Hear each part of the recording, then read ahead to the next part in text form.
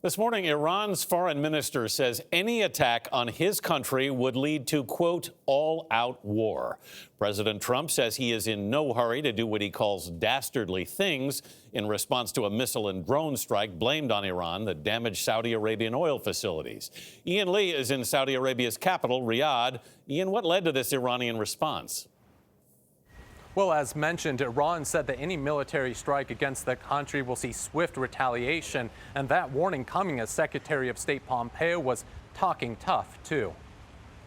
In a diplomatic show of support, Secretary Pompeo met with Saudi Arabia's Crown Prince Mohammed bin Salman and said that Saturday's attack was an act of war. In a tweet, Pompeo called the attacks unprecedented and said that Iran's behavior will not be tolerated.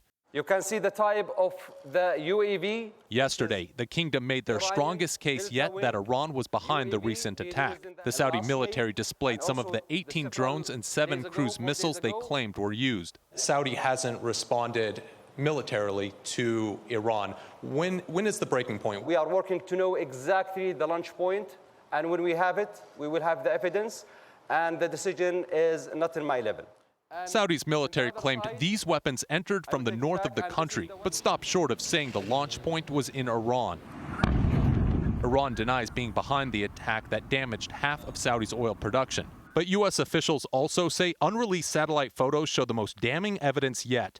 The Iranian Revolutionary Guard preparing for the attack at Avaz Air Base in southwestern Iran. From there, the weapons flew through Kuwaiti airspace, roughly 400 miles, to their targets in Saudi Arabia. A team of UN investigators is coming to Saudi Arabia to independently go over the evidence. Meanwhile, President Trump is set to meet his new national security advisor tomorrow to discuss ways to respond to Iran short of going to war. Tony? Ian Lee for us on the ground again in Saudi Arabia. Ian, thank you very much.